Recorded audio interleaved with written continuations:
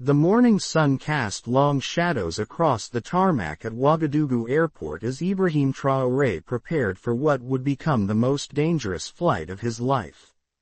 The helicopter, a military transport that had served the nation faithfully for years, stood ready for the journey to the northern border region where crucial peace talks with rebel factions were scheduled to begin in just 6 hours. Traoré had insisted on taking the helicopter despite security concerns from his advisors. The road to the meeting location was too dangerous, controlled by various armed groups, and commercial flights had been suspended to the region for months. The helicopter represented the fastest and supposedly safest route to reach the negotiating table where the future of Burkina Faso would be decided. Captain Umaru Sankara, the pilot assigned to the mission, had been flying for the military for over 15 years. His record was spotless, his loyalty unquestioned, and his skills in the cockpit were legendary among his peers. As he conducted his pre-flight inspection that morning, everything appeared normal. The rotor blades were secure, the fuel tanks full, and all systems showed green on his diagnostic panel. Meanwhile, in a small workshop on the outskirts of the capital, a man named Marcel Dubois was receiving his final payment through an encrypted mobile banking transfer. Dubois had spent 3 days gaining access to the helicopter during routine maintenance, working under the cover of darkness to install a device that would remain undetected by standard safety checks. The device was sophisticated, designed to trigger a catastrophic mechanical failure at a predetermined altitude. Dubois was not working alone. His contact, a woman known only as Nightingale, had provided him with detailed schematics of the helicopter and precise instructions on where to place the sabotage device. Nightingale operated from a network that spanned several countries, funded by interests that wanted to see the peace talks fail and Burkina Faso remain unstable. As Traoré arrived at the helicopter, he was accompanied by his security detail and 3 government ministers who would participate in the negotiations. Minister of Defense Aminata Zoungrana expressed her concerns one final time about the flight plan, but Traoré was determined to proceed. The rebel leaders had agreed to this meeting after months of preliminary discussions, and any delay might cause them to withdraw from the peace process entirely. The helicopter lifted off at exactly 9:30 in the morning, climbing steadily into the clear blue sky. Captain Sankara reported normal flight conditions to air traffic control as they headed north toward their destination. The passengers settled in for what was expected to be a 2-hour flight across terrain that had become increasingly militarized over the past year. For the first hour, everything proceeded smoothly. Traoré used the time to review his negotiating strategy with his ministers, discussing the concessions they were prepared to make and the red lines they would not cross. The landscape below gradually changed from the familiar urban sprawl of Ouagadougou to the rural villages and eventually to the more arid regions near the border. It was Minister Zoungrana who first noticed something unusual, a slight vibration in the cabin that had not been present at takeoff. She mentioned it to Captain Sankara through the intercom, but he assured her that such vibrations were normal in older aircraft and nothing to be concerned about. What the captain did not realize was that Marcel Dubois' device had just activated. The device was designed to gradually weaken a critical component in the rotor assembly, creating a cascading failure that would appear to be a mechanical accident. As the helicopter continued north, the vibrations grew more pronounced, and Captain Sankara began to suspect that something was seriously wrong with his aircraft. At an altitude of 8,000 feet, with the meeting location still 40 minutes away, the helicopter's main rotor began to exhibit dangerous irregularities. Captain Sankara immediately radioed air traffic control to report a mechanical emergency, but before he could complete his transmission, the rotor assembly suffered a catastrophic failure. The helicopter began to spiral downward, its damaged rotor unable to maintain stable flight. Captain Sankara fought desperately to control the aircraft, using every skill he had learned in his 15 years of flying. In the cabin, Traoré and his ministers braced themselves as the helicopter shook violently and lost altitude rapidly. What happened next would later be described as miraculous by aviation experts. Captain Sankara managed to execute an emergency autorotation landing, a technique that allows a helicopter to land safely even with total rotor failure if performed perfectly. The helicopter hit the ground hard in a field roughly 20 kilometers from the nearest village, but all passengers survived the impact. However, their ordeal was far from over. The crash site was in territory controlled by one of the rebel factions, and the sound of the helicopter going down had been heard for kilometers around. Within minutes of the crash, armed men began converging on the location, some curious about what had happened, others sensing an opportunity. Traoré and his party quickly realized that their survival depended on reaching friendly territory before the wrong people discovered who was in the crashed helicopter. Captain Sankara, despite suffering a broken arm in the crash, insisted on leading them away from the wreckage toward a village he believed to be sympathetic to the government. As they began walking across the rugged terrain, Traoré's satellite phone buzzed with an encrypted message from his chief of security back in Ouagadougou. Intelligence services had intercepted communications suggesting that the helicopter crash was not an accident, and that hostile forces were already moving to locate any survivors. The group moved as quickly as possible through the scrubland, but progress was slow due to injuries sustained in the crash and the challenging terrain. Minister Zungrana had twisted her ankle badly, and one of the other ministers was showing signs of a concussion. Captain Sankara's broken arm made it difficult for him to help others, but his knowledge of the region proved invaluable in choosing the safest route. As the sun reached its peak, they heard the sound of vehicles approaching from multiple directions. Traoré made the difficult decision to split the group, reasoning that smaller parties would be harder to track and capture. He took Captain Sankara and headed toward a rocky outcropping that might provide cover, while the ministers moved toward a different location. From their hiding place among the rocks, Traoré and Sankara watched as armed vehicles surrounded the crash site. The men examining the wreckage were not wearing the uniforms of any recognized military or police force, confirming suspicions that this was a coordinated operation designed to eliminate Burkina Faso's leadership. The helicopter wreckage was being searched methodically, and when the searchers failed to find bodies, they began expanding their search pattern outward from the crash site. Radio chatter indicated that they knew exactly who had been on the helicopter and were determined to complete their mission.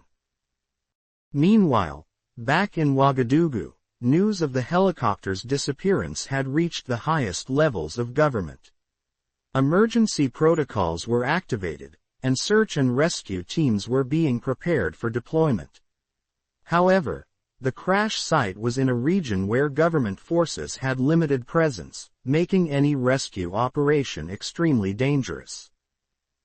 Traoré's wife received word of the missing helicopter and immediately began coordinating with international partners who might be able to provide assistance. The African Union offered satellite surveillance capabilities, while neighboring countries prepared to provide search aircraft if requested. As afternoon turned to evening, Traoré and Captain Sankara remained hidden among the rocks, watching the search efforts continue below. They had managed to establish brief radio contact with the ministers, who had found temporary shelter in an abandoned building several kilometers away. Everyone was alive, but their situation remained precarious. The breakthrough came when a local villager, an elderly man named Yacouba who had been gathering firewood, discovered Traoré and Sankara in their hiding place. Instead of alerting the armed searchers, Yacouba recognized the significance of the situation and offered to help them reach safety. Yacouba explained that he knew secret paths through the region that were used by smugglers and others who needed to move unseen. He had no love for the armed groups that had brought violence to his area, and he understood that helping these men might contribute to bringing peace to the region. Under cover of darkness, Yacouba led Traoré and Sankara through a network of animal paths and dried creek beds that avoided the main routes being watched by the search teams. The journey was exhausting, requiring them to crawl through thick brush and navigate rocky terrain in near-complete darkness. As they moved through the night, Traoré reflected on how close he had come to death and the implications of the sabotage. Someone with significant resources and detailed knowledge of his movements had orchestrated this assassination attempt. The peace talks had been postponed indefinitely, which was likely part of the attacker's strategy. By dawn, Yacouba had led them to a village where the local chief was known to support the government. The villagers were initially suspicious of the strangers, but when they realized who Traoré was, they immediately offered protection and assistance. A secure communication was established with Ouagadougou, and arrangements were made for a rescue operation. The rescue came in the form of a convoy of armored vehicles that fought their way through several checkpoints controlled by hostile forces. The operation required coordination between multiple government agencies and resulted in a firefight that lasted several hours, but eventually, Traoré and his party were safely extracted from the region.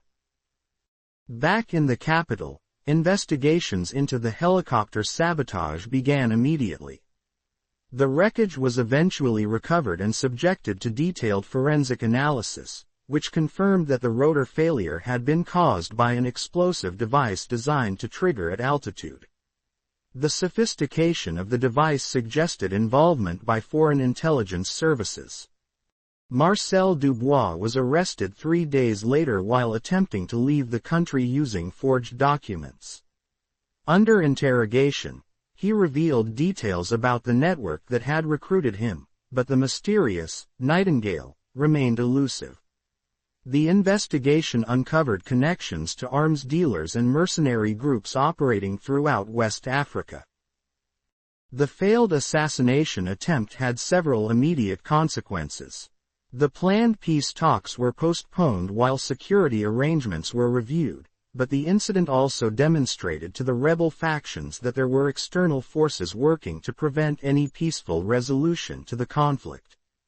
Some rebel leaders began to reconsider their positions, recognizing that continued instability served the interests of foreign actors rather than the people of Burkina Faso.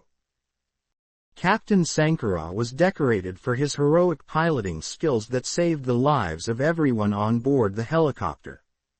His emergency landing under impossible conditions became a case study taught at military aviation schools across Africa. Despite his injuries, he insisted on returning to active duty as soon as his arm healed. Yacouba, the villager who had risked his life to guide Traoré to safety, was brought to the capital and honored in a ceremony at the presidential palace. His actions demonstrated the kind of courage and patriotism that Traoré believed was essential for building a better future for Burkina Faso. The investigation into the sabotage network continued for months, eventually leading to the arrest of several other conspirators and the exposure of a broader plot to destabilize multiple governments in the region. The evidence gathered suggested that the helicopter attack was just one element of a comprehensive campaign designed to maintain profitable chaos in West Africa. Minister Zungrana, despite her injuries from the crash, became one of the strongest advocates for enhanced security measures for government officials. She worked closely with international partners to develop new protocols for protecting key leaders while they carried out their duties. The peace talks eventually resumed, but in a different location and with much stronger security arrangements. The shared experience of survival had strengthened the resolve of Traoré and his team to find a lasting solution to the conflicts plaguing their nation. They understood that their enemies would continue to try to prevent peace, but they also knew that the people of Burkina Faso deserved better than endless violence. In the months that followed, Traoré often thought about those hours spent hiding in the rocks, watching armed men search for them with deadly intent. The experience had reinforced his belief that leadership sometimes required facing mortal danger for the greater good, but it had also taught him to be more careful about trusting even routine security arrangements. The helicopter incident became a turning point in Burkina Faso's approach to both internal security and regional diplomacy. New alliances were formed with countries that had provided assistance during the crisis, while relationships with nations suspected of supporting the sabotage network were reevaluated. Captain Sankara eventually wrote a detailed report about the mechanical failure and emergency landing that became required reading for pilots throughout the region. His analysis of the sabotage device helped security experts develop better detection methods for similar threats in the future. The peace talks, when they finally occurred, were more successful than anyone had anticipated.